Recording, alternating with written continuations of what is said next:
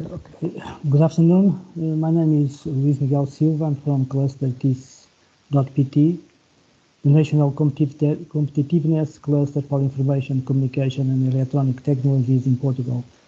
We will wait just a few more 1 or 2 minutes, and then we will start with this webinar. Thank you.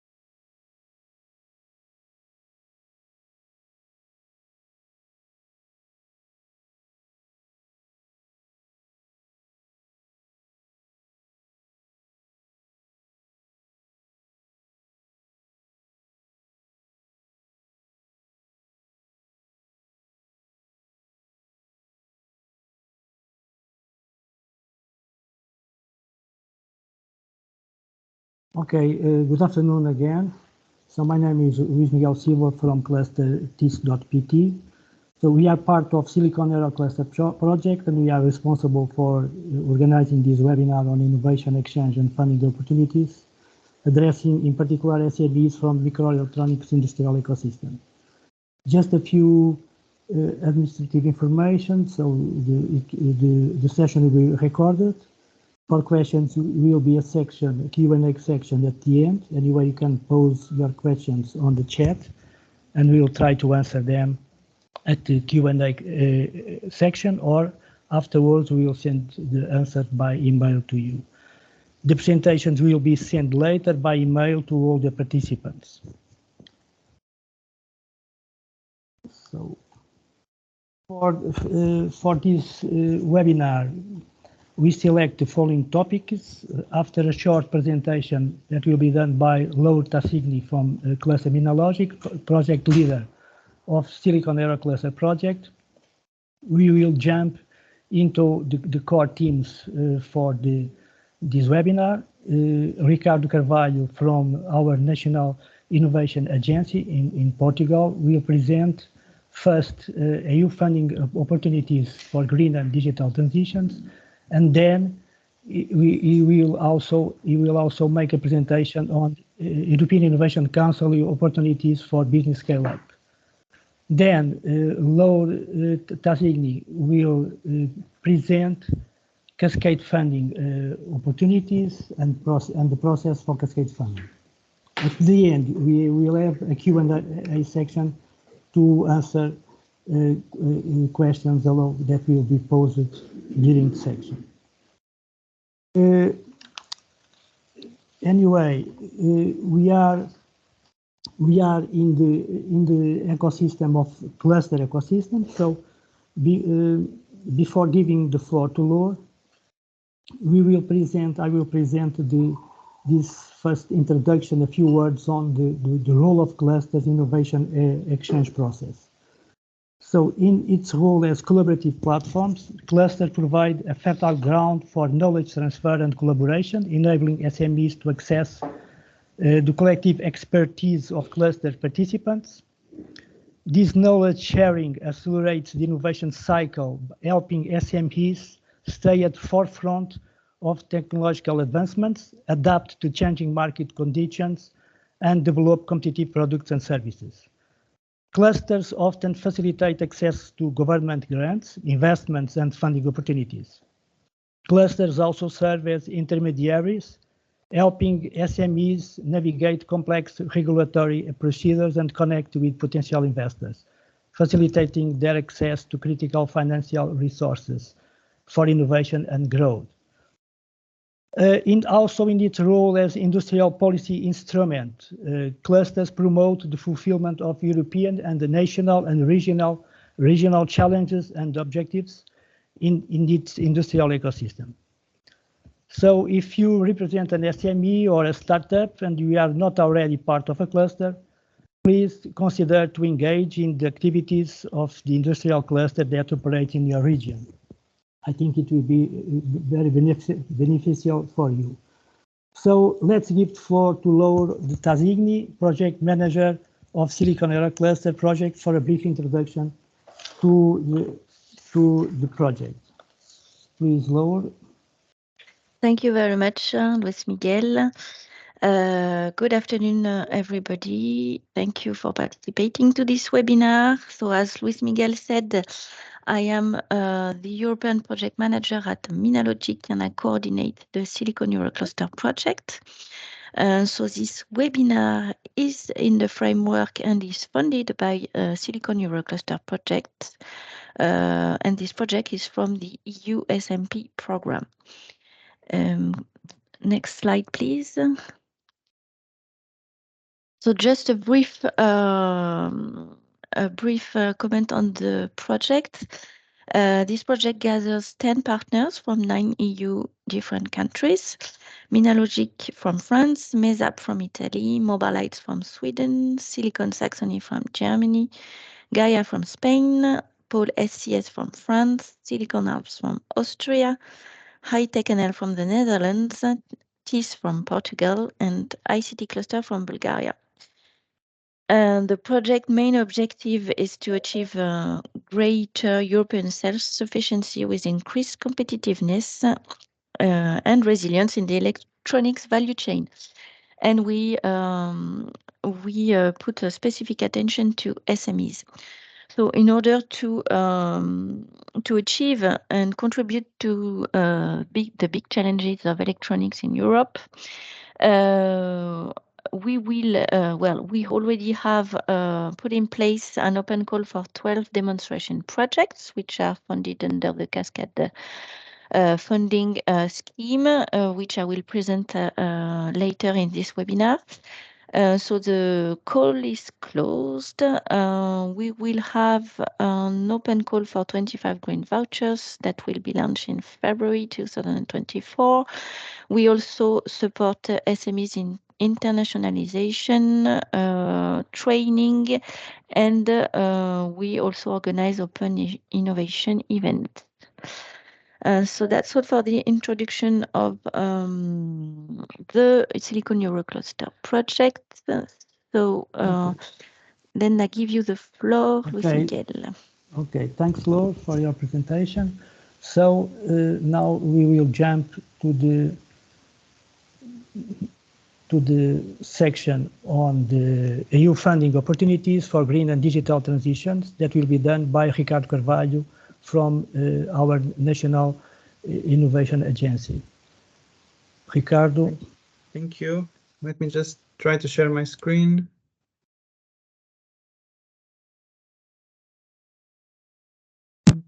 Is that? Can you see my screen? Yes. Thank you. Yes. Okay. So I think we are good to start. First of all, good afternoon, and everyone. And first of all, thank you for inviting me to this session and to provide the opportunity to talk in more detail about the European funding programs, especially pointed out to the digital and the green transition. My name is Ricardo Carvalho. I'm a national contact point at National Innovation Agency here in Portugal. Just a brief context. Currently, I'm responsible for giving support to our national community on the Pathfinder and transition instruments, which are some funding programs that are located on a specific ecosystem, EIC, which I will talk about later.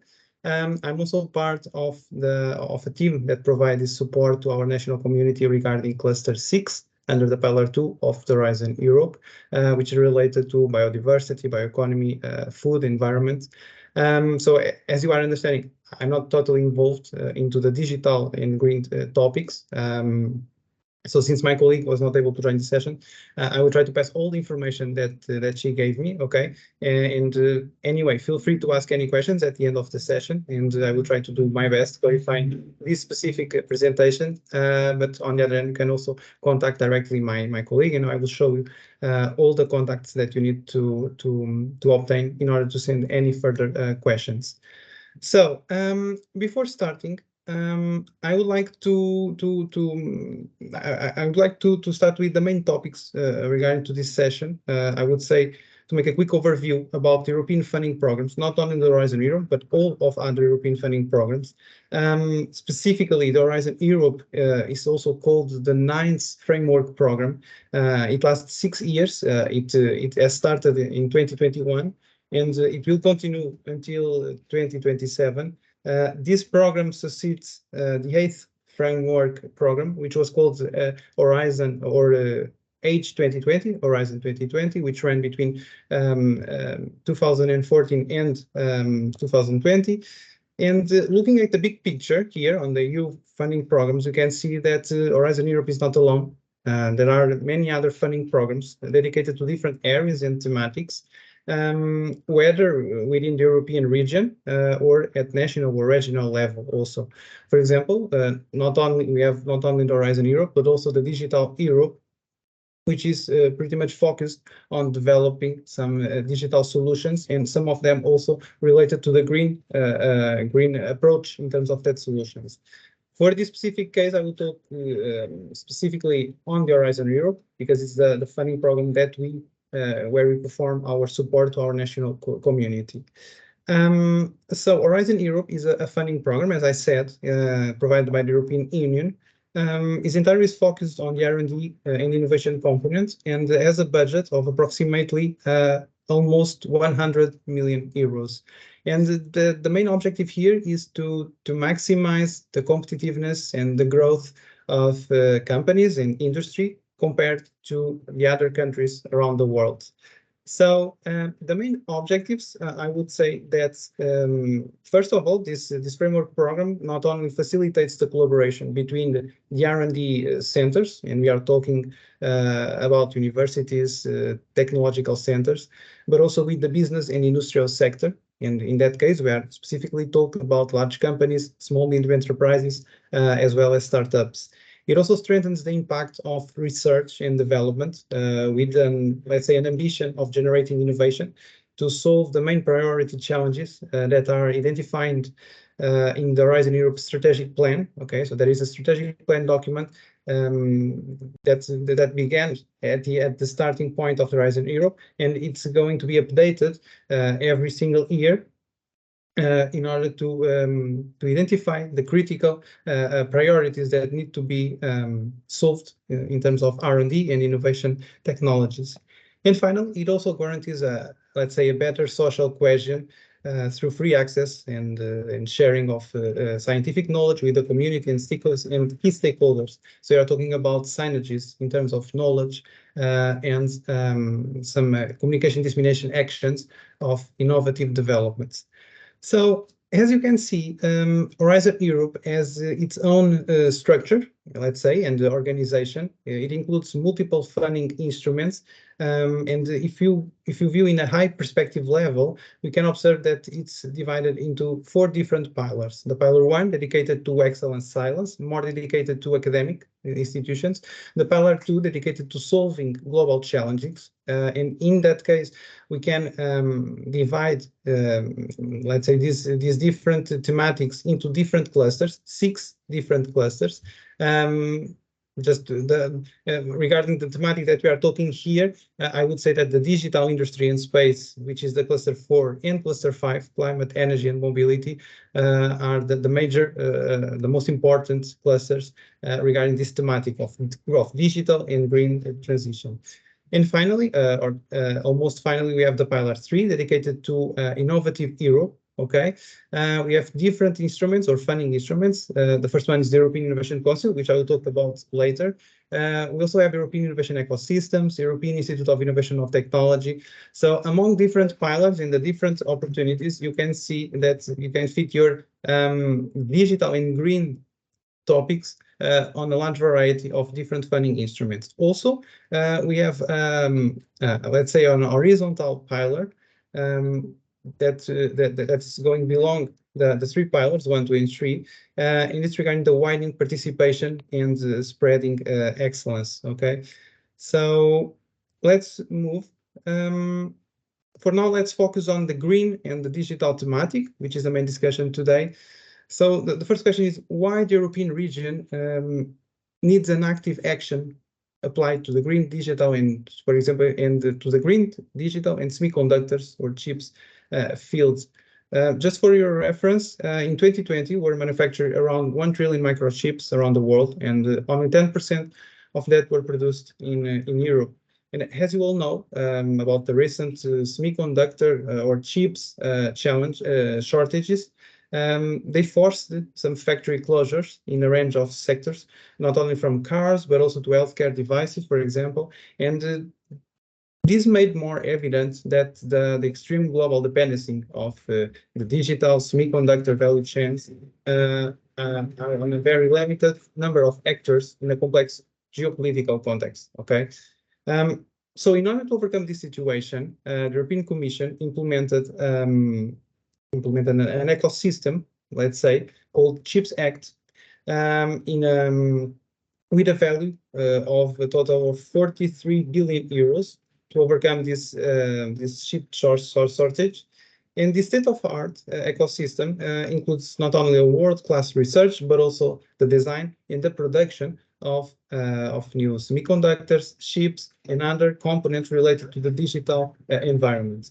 So the main objectives here are the first one, to strengthen its research and technology leadership, to build and reinforce its own capacity to innovate in the design, manufacturing, and the packaging of the advanced chips, to put in place an adequate framework to increase substantially its production capacity by 2030, to address the acute skills shortage, and finally to develop an in-depth understanding of the global semiconductor supply chains. So these CHIPS Acts we can divide into 3 different pillars. The first one, pillar 1, which aims chips for Europe initiatives. So it includes an initiative on infrastructure building in synergy with the EU research programs, and also to support the startups and small medium enterprises. It's under this pillar that we can find, I don't know if but maybe some of you know the partnership, the CHIPS joint undertaking. So it's included below the pillar 1. Then we have the pillar 2, dedicated to security of supply. So it includes the first-of-a-kind semiconductor production facilities. And finally, the pillar 3, dedicated to monitoring and crisis response. And in this case, we are specifying on monitoring, alerting, crisis coordination, and also strong commission powers in specific times of crisis. So going back to the previous slide, as I said, the European funds are complementary and work like a puzzle with pieces that complement each other. Okay, so in the case of semiconductors or other digital components, part of the funding at European level can be supported not only by the Digital Europe program, as I said, but also by the Horizon Europe. And if you go to this slide again, for each different pillar, we can find different opportunities that may fit your needs in terms of the digital and green transition developments. For example, on the pillar 1, regarding the European Research Council, we are talking about lower TRLs. You can find some topics that may fit your needs in terms of the digital, the semiconductors, digital and green transition. Also some topics more related to some PhDs, some Marie Curie, and also in research infrastructures. In pillar 2, we can identify 2 main clusters, or maybe 3. The first one, the health cluster, can also include somehow some topics related to the digital developments, okay, but also the digital industry in space, so cluster 4, and the cluster 5, which aims the green transition regarding the climate, energy, and mobility. On the pillar 3, most of the fitable topics can be encountered inside the European Innovation Council, inside this ecosystem, but I will go back later. Also in the pilot 2, we can find some potential applications, not only on the missions, but also on the partnerships, okay? For example, we can find additional opportunities, including the European Network of Supercomputers, that is also funded by another partnership, the EuroHPC. Also, we have some opportunities on the horizontal pillar, on the widening participation and spreading excellence. So where you can integrate, let's say, for example, I don't know if you are familiarized with the Hop-on facility. So it's a call where you can participate or be included in a consortia of a running project that is already ongoing on the Horizon Europe, specifically under pilot 2 and inside the Pathfinder instrument, okay, inside pilot 3. So if you are from a widening country, you can also be part of a consortium of a project that is already running, and some of topics can be related to the digital components, to semiconductors area, chips, and evolving at the same time this green transition. So here I can show you some examples of open calls related to topics in terms of green transition, digital, semiconductors, specifically dedicated or located under the cluster 4 and cluster 5. Here we have two different QR codes. So each cluster contains its own working program. Okay, so this working program belongs to 2 different years. So the current working program is valued for 2023 and 2024. So you can already scan the QR code and check the working program, because it's the main entrance door to discover different topics and different calls that may fit your needs, specifically under cluster 4 and again under the cluster 5. You can also check the Funding and Tenders portal and include some odd topics regarding your topics or thematics. You can also find not only the upcoming calls, but also the calls that are already opened.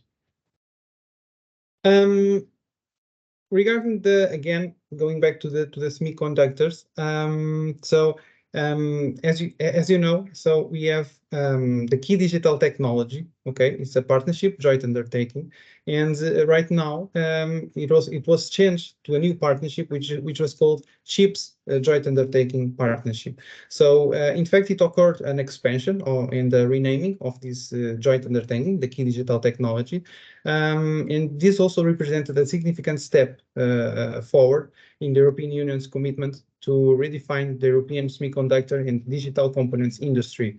So this new partnership will build in the achievements of the other partnership, the KDT, Key Digital Technologies, but also it's powered by an increased budget from 1.8 billion euros up to 4.1 billion euros. So it's a wide increase in terms of budget. Curiously, the launch of this partnership will occur this week in Brussels at the 30th of November, so tomorrow. So it will be an on-site event. You can also check more detailed information about this new partnership once their website is updated. But since tomorrow, you can also check and search for sure that you can also check more detailed information about this partnership, and also some available calls that will open under this specific partnership for the digital and the green transition. Finally, in addition to the regular collaborative calls, the European Commission will also implement a call dedicated to the Center of Competencies, as well as another call dedicated only for the pilot lines in terms of production of digital components, semiconductors again, but not only, but taking also this into account, the green transition that is involved in terms of the development of these devices. Finally, you can count with your national contact points to help you to identify funding opportunities that may fit your needs. We are also able to support all the steps involved in the preparation of a proposal. We also help you to enlarge also your contact network with other entities around Europe, creating a bridge with other NCP colleagues among other countries. And again, I just put here the contacts of my colleagues involved in the green and digital thematics, Sofia Azevedo and Cristiano Leandro. If you have any doubt or question more specifically, we can also drop an email to them. You can also send me an email if you feel more comfortable to me with your questions. I will try to answer. And if for some reason I will not be able to answer, I can forward to them to clarify you better. But also I'd like to share with you another option that you have, another alternative that you have, because in the Fundings and Tenders portal, you have a website or a database with all the contacts of your own NCPs, your local NCPs. So you can check the QR code and you go directly into the web page, and then you just need to select your country and your thematics, let's say, your topic of interest, and the website will retrieve all the contacts of your local NCP.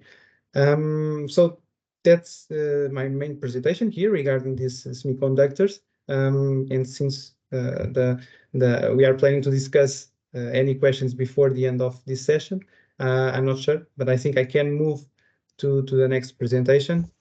Yes, thanks, Ricardo, for your presentation, giving a very good overview on how to navigate on this ecosystem of proposals of the European Union. And then we can jump to your next presentation, and by the end of the section, we can answer the questions from the audience. Thank you. Okay. So, moving to another topic, completely different from the previous one. I'm talking about the European Innovation Council, which is an ecosystem. As I said, is located under the pillar 3 of Horizon Europe. This pillar is pretty much dedicated to promoting innovation for industry by increasing their competitiveness among other industries around the world. And as the name suggests, it aims to provide a transition from research to innovation through, let's say, large-scale validation of some emerging or deep tech technologies. So within this pillar, the pillar 3, the Innovative Europe, as I said, we have a large variety of funding opportunities, different ecosystems. For example, the European Innovation Ecosystems, EIT, European Institute of Innovation Technology, among others. But we also have the European Innovation Council, okay? And that's the main ecosystem that we will talk in this session. So let's focus on the EIC. As I said, this is an ecosystem. It aims to create more innovation and it aims to open new markets and leverage current ones, leveraging the low TRL of the developments. It also helps to support the growth of small, medium enterprises and startups. It helps to attract more private sector investments and by then to foster entrepreneurship and also to improve an accessibility to an innovation ecosystem. So this program is also called an unicorn factory. That's why I put the image here, because we are dealing with deep tech technologies with high risk, high gain ideas and concepts. Because typically these breakthrough high risk ideas are ideas or concepts that were that are in a lower TRL. We are talking about a TRL of 2 or 3. any one of these ideas or conceptions are already tested or developed, or also put in place in the market in order to receive some feedback from the audience, from the target groups. So that's why we are talking about high risk, high gain ideas, because all of these deep tech ideas have the power to create or to disrupt new innovative markets, let's say. So according to the TRL maturity, okay, we can't go there. So in terms of ideas for the EIC, the main difference here is that you don't have any specific criteria in terms of topics or thematics. So any kind of thematic or topic, since it will need to be innovative, disruptive idea or deep tech idea, can be achievable in terms of EIC ecosystem. We are talking, for example, in terms of thematics regarding AI, advanced robotics, chips and microelectronics, innovative battery technologies, semiconductors, quantum technologies, photonics, but also regarding other areas, okay, in terms of chemistry, physics, materials. I just put here some ideas more focused on the topic today. But as I said, there is no limitations in terms of thematics. You can just focus on your disruptive idea, okay? So you have to provide an idea or a concept with a low TRL and with a high risk, high gain approach. So inside the EIC, we have three different funding instruments that can be divided according to the maturity level of the developments. So we have the Pathfinder, which is the main interest door to the EIC. So it aims to support the development of scientific or laboratory scale developments in terms of TRL. So the maximum TRL here, or the output expected, is a TRL of 4. So this represents a proof of concept tested and validated at the laboratory scale. Then we have the transition instrument, that supports the transition between the R&D to innovation, okay, and prepare the way to put a novel product on the market. So this includes developments between TRL 4, 5 until TRL 6. And finally, we have the accelerator one, which is mostly dedicated to small, medium enterprises and startups. And it aims to support these entities to put their innovative product that is already tested and validated in a wide range environment on the market. So they just want to look for funding investment, high risk funding investment to put their innovative ideas on the market. So as you can see, this ecosystem supports the whole life of development of innovative technology, beginning with a simple idea or concept, passing through a transition between R&D and innovation, so a scale-up, leveraging in terms of TRL, and ending on a product that is tested, validated, and ready to be commercialized in the market, and hopeful to create or disrupt existing markets also. So let's begin with the main interest door of the EIC, as I said. So the Pathfinder, EIC Pathfinder. The main target entities here, I would say that can be small, medium enterprises and startups, because we are in the pillar 3, pillar dedicated to the innovative Europe. But since we are talking about lower TRLs, so TRLs between 1, 2, up to 4, it makes sense also to include some academic institutions, universities, technological centers, collabs. So all of these target entities can participate, can be included in a funding program like Pathfinder. As I said, again, how does this work? So in terms of Pathfinder, annually occurs 2 types of calls, the open calls and the challenge-driven calls. The open calls follows a bottom-up approach, so it's open to any thematic, any topic, okay? So you don't have any restrictions at all. But the challenge-driven calls, which occurs by the end of the year, it's more restricted in terms of topics and thematics. So in this case, every year, the European Commission chooses 4, 5, 6 challenges, which represent some priority points here. that need to be highly disruptive technologies to solve those priorities. And in this case, if you want to apply your submission, you need to fit your submission according to one of these topics. So in this case, I would say that this is much more a top-down approach, and you are more limited in terms of topics. So just providing here a brief information about the open and the challenge calls. So first, the open calls, any topic is accepted, so you don't have any restriction in terms of topics at all. It can be not only from the digital, the green transition, but also computer technology, material science, biological developments. They are open to any kind of thematics. Then it funds up to 3 million euros for each project at 100% rate. Typically, they occur in March, so the deadline will be for the next year, 2024, will occur in March. It has a higher participation rate when we compare to the challenge-driven calls. I think it's expected because we are more limited in terms on the challenge calls comparing to the open calls in terms of topics. In terms of the preparation of the proposal, this is pretty similar to other proposals under the Horizon Europe because we have to prepare 2 annexes. Annex A, more dedicated to the legal and financial departments, and the part B, more dedicated to the technical description of your project. In this case, you have a short technical description, so you have only up to 20 pages to write or to try to answer to all of the topics that are reflected on the annotated template. So it's the major difficulty to every consortium is to put all the information that you want to put in such a compact document. In terms of a consortium, for the open calls, it's mandatory to participate in terms of consortium. So a minimum number of partners is 3. One needs to be a member state, for example, Portugal, Spain, France, Germany, and the other 2 needs to be also member states or associated countries. For example, United Kingdom,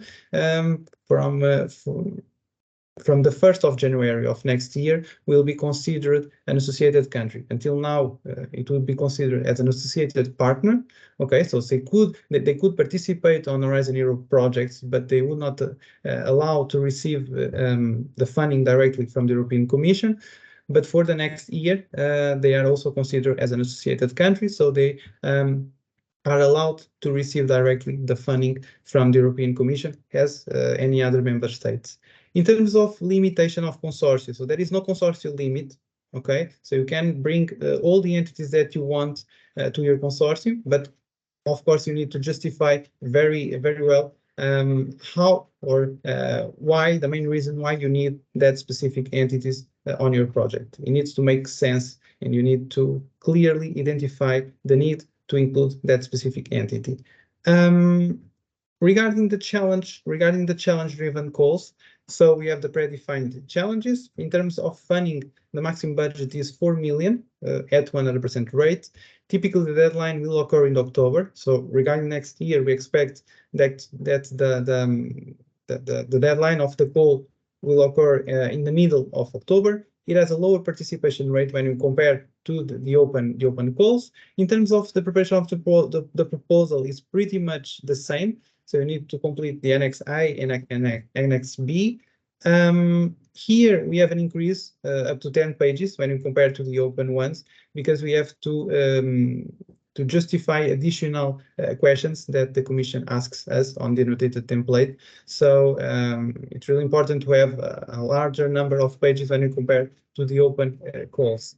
Again, each challenge has its own rules. So I would say 1 month before before the open of the call, the European Commission will publish for each challenge a specific document which states the specific rules of each challenges. In this case, most of the challenges are able to receive a proposal from a single entity, so you can participate as just a single entity. But if for some reason were mentioned on the specific document that you are not allowed to participate, in that case you need to participate in a consortium way with the same restrictions as I told before. So minimum of 3 entities with the same restrictions, 1 member state, and the other 2 can be member states or associated countries.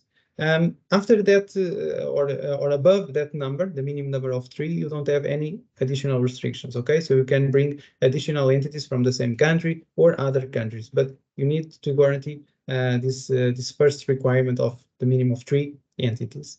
Also, there is no consortium limited, again, comparing to the open challenges, and we have an additional criteria. So in this case, I would say that the most important, in terms of the open call, the most important thing here is the classification of the project itself.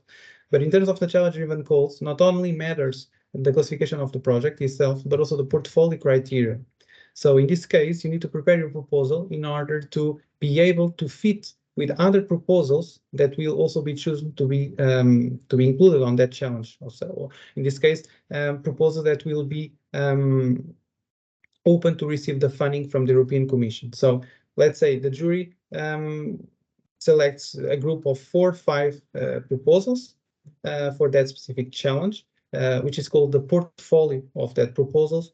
But it is important to guarantee that your proposal need to fit with all of other proposals. So each challenge has its own specific objectives that you need to follow, and as many objectives as you guarantee to follow with your project, I would say that you could enlarge your synergies with other projects included in the portfolio of that project. So that's why these are some reasons. That's why you need to larger number of pages to include on your proposal.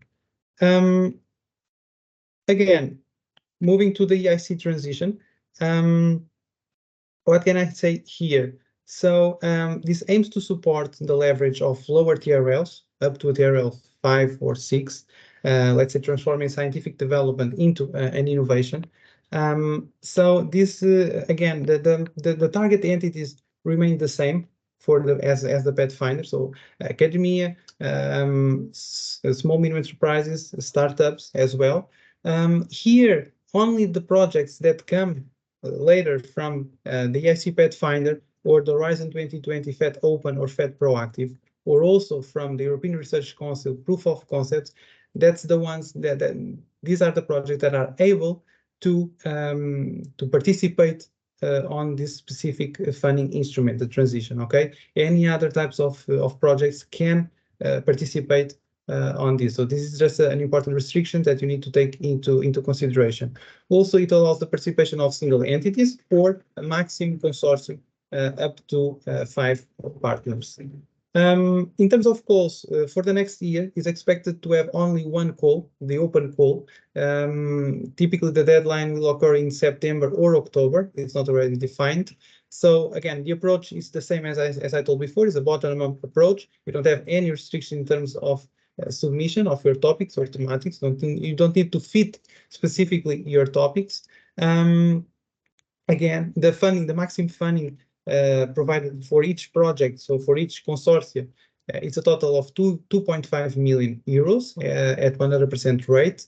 The deadline will occur in September. In terms of the annexes, so you need also to fill the part A and the part B. In the case of the technical description, the part B, you have up to 22 pages to write and to try to tell your narrative and your story and to justify to the jury why you need that amount of money. Again, as I said, participation of single entities or a consortium up to 5 partners. And we can divide this open calls into 2 different stages. The first stage, where you submit your full proposal with the 22 pages. And then if you, after 2-3 months, you receive the classification of the jury. And if you receive a go, you go to the next stage, which will be an interview with the jury of the EIC, and you have the opportunity to prepare a pitch and to justify why your developments are innovative and why you need that amount of money to provide the leverage of the maturity level of your developments. But also bear in mind that you need to take into consideration all of the commercialization market or the business plan, the model canvas of the business plan. You need to take this into mind when you are preparing a proposal to transition, which is completely different from the Pathfinder. Finally, we have the EIC Accelerator. Okay, so this aims to support small, medium enterprises and startups to scale up their innovations and to help them to put the innovations on the market. We have the open and the challenges here.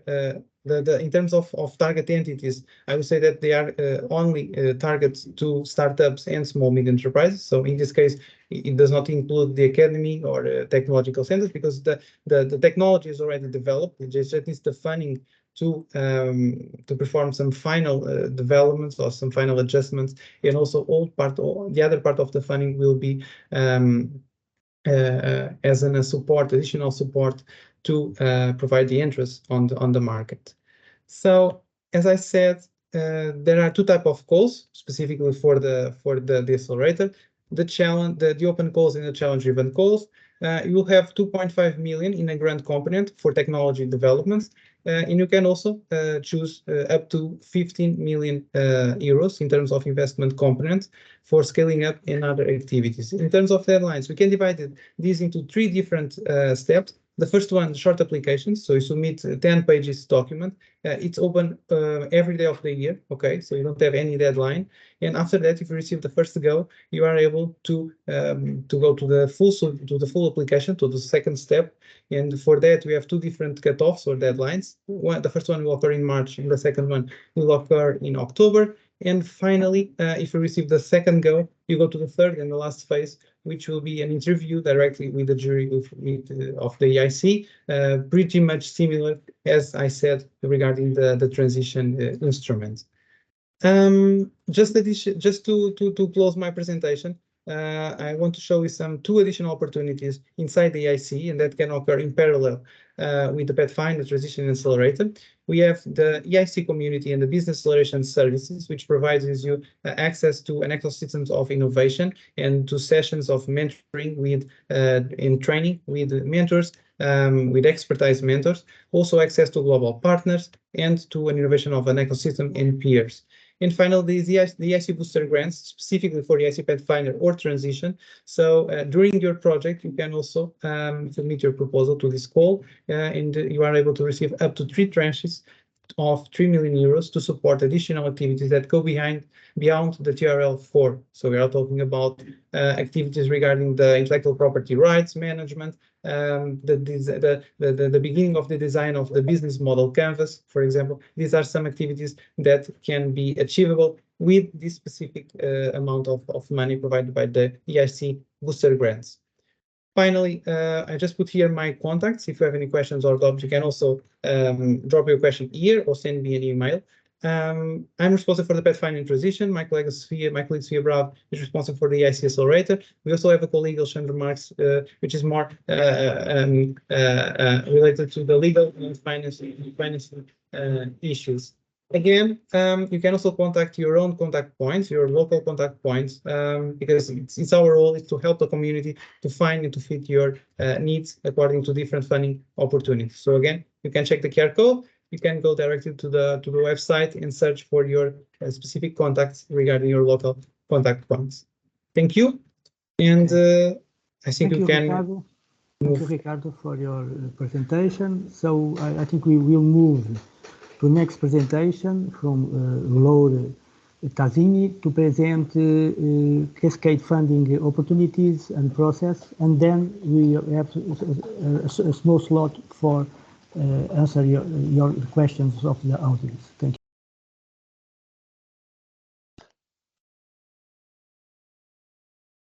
Thank you, Luis Miguel. Can you also see my screen? Yes, maybe you can put in the. Sorry? No. Just missing to put it in presentation mode in full Oh, screen. yeah. Okay. I'll do it again. Is it okay now? Okay, now. Thank you. Yeah, great. Thank you. Thank you, Luis Miguel. So now I'm going to present you the Cascade funding open calls. And first of all, what is Cascade funding, how it works. So as you see on this small drawing, the European Commission selects a consortia of transnational partners who are authorized for a given period and on a given topic to redistribute part of their funding to third parties, in particular companies and mainly SMEs. And it is done through simplified calls for projects.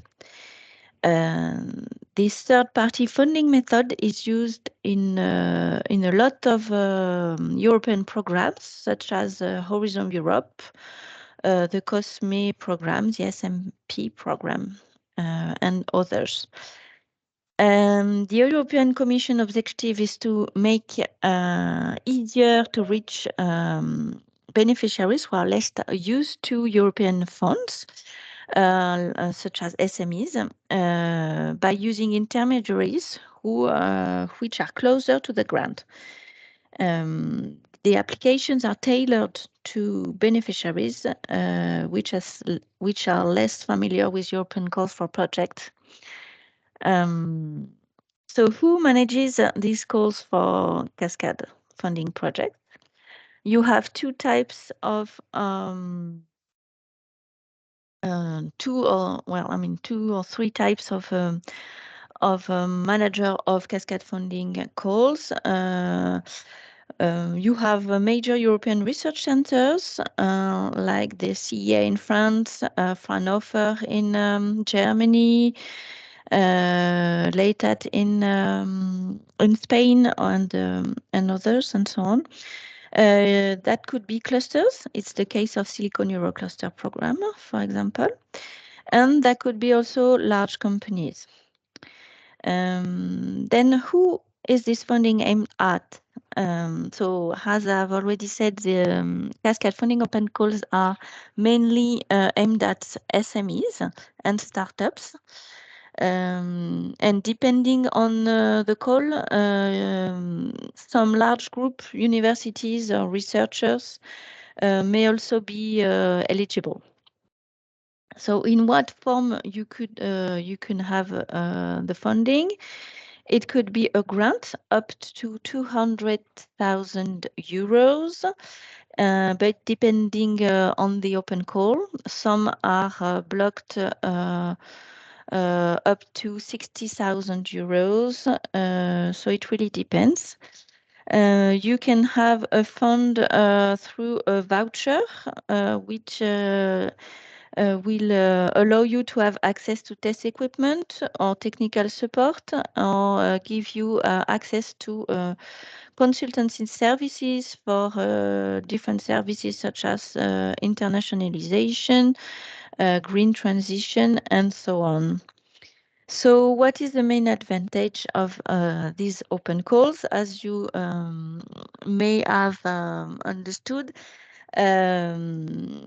it's a really simplified budget, and simplified budget, simplified application, and also simplified reporting if your application has been selected. It's a very low reporting during the life of the project, as most of the grants are lump sum grants. I'm just trying to, just a second, to go through, next slide. Yes, good. So no. Sorry for that. Then what types of services and activities are funded? It depends again on the call for projects. That could be feasibility studies, market studies, assistance with internationalization. It could be help with designing a prototype, technology transfer, tests, access to technology platform for demonstration purposes, but also consultancy services, green transition, and so on. The topics covered are really broad, but in most cases they are linked more or less to digitalization, and they can be focused on technologies and or application sectors. What are the eligibility rules?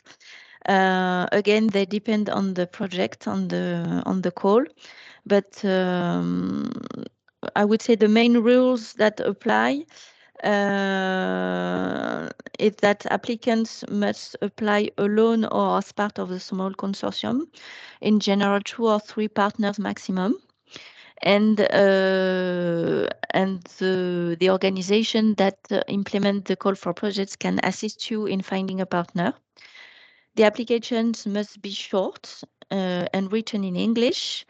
The projects must be of short duration between 3 and 18 months and start quickly. Eligible costs are generally internal staff cost, purchase of equipment, travel expenses, or other specific services. Most of the time, evaluations of the proposal are managed by the consortium that launched the call for projects and are carried out by independent expert evaluators. The calls for projects are open online for an average of 2 months. And again, the basis of European funding is that double funding is not permitted. So in summary, what are the advantages of the Cascade funding? Well, you have maybe noticed, it's more accessible funding. You have a simplified administrative procedures for participation, especially tailored to SMEs. The grant can go up to 200,000 euros per beneficiary. Success rates are generally much higher because we have fewer applicants. And it enables the entry into European networks, and it's an ideal first step for SMEs that are not used to European funding. And last but not least, the Cascade funding grants do not count towards the minimum rules, and there are also no equity rules. Okay, so I can show you briefly the examples of Cascade funding calls. I'm going to start with the Silicon Eurocluster open call for green vouchers that will be launched in February 2024. So it's a very small voucher of 3,600 euros for consultancy services in green transition. It's only aimed at SMEs, and as the project is in the electronic sector, then it's aimed at SMEs in the electronic sector. The topics will be decarbonization, circular economy, sustainable innovation, and any topics linked to the green transition. To support the SMEs in their green transition, so the SMEs will have a voucher and they will pay the consultancy services and choose an expert in a catalog that we in the consortium have just opened today. We are looking for for experts consultants in green transition. So do not hesitate to apply if you know a consultancy expert in green transition from a European country who is able to support SMEs in the electronic sector in English, online or face-to-face. And this expert, after validation of the consortium, will be visible in our catalog. If you want more information, do not hesitate to come back to me. So that's an example. Another one, it's another European project in which you have Cascade funding, and it's on the topic of the safe human-oriented industry and the improvement of working conditions to reduce accidents and improve well-being in the industrial world. So this open call is quite specific. You have to fit into one of the 10 challenges of the project and choose a technology building block proposed by one of the large research centers members of the consortium. The grant is up to 200,000 euros, and the call will fund 5 projects. And have put other examples of Cascade funding open calls that are still opened. So you have on different topics, and you have different services that are funded with small vouchers and sometimes a bit more. I'm not going to detail them all, but you can have a look at them on my slides and go directly on the website to see if it would fit your need. So that's an example of other Euroclusters. It's open Cascade funding programs that are designed like the Silicon Eurocluster project. I think that's all for me, Luis Miguel. If I give you the floor for the questions. Okay, thank you, Laura. So we are just ending the presentation section. Now we have a slot for Q&A, so we are open to try to answer any question from the participants. So if you have any question, please raise your hand or put it in chat. So thank you.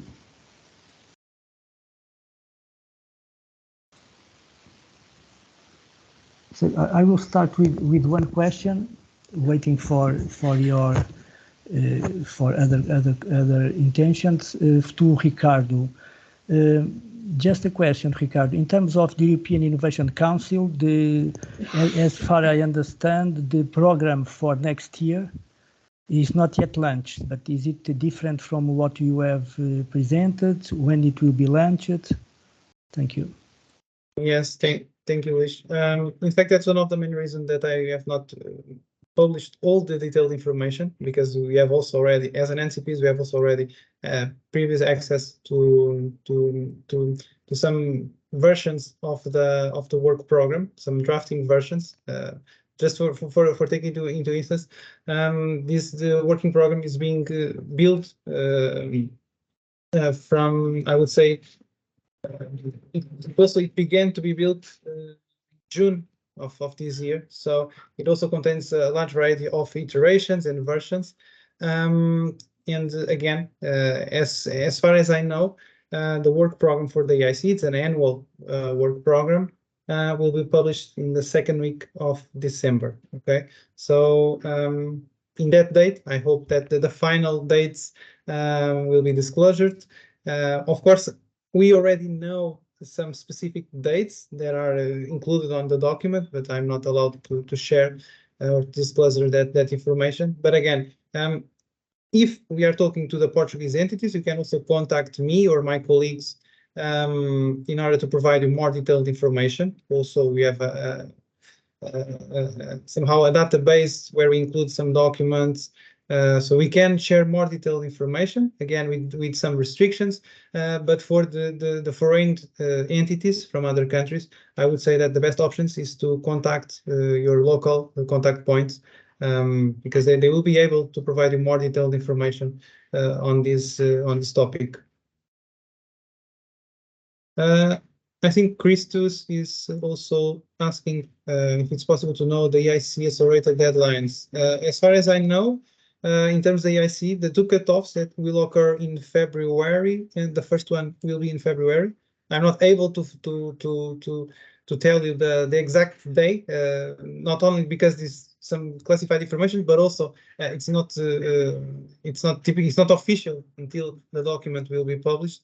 But in terms of the month, I think it will be in March, the first cutoff, and the second cutoff will be in October. And this is both for open and challenge-driven calls. Okay, the deadlines will overlap for both calls.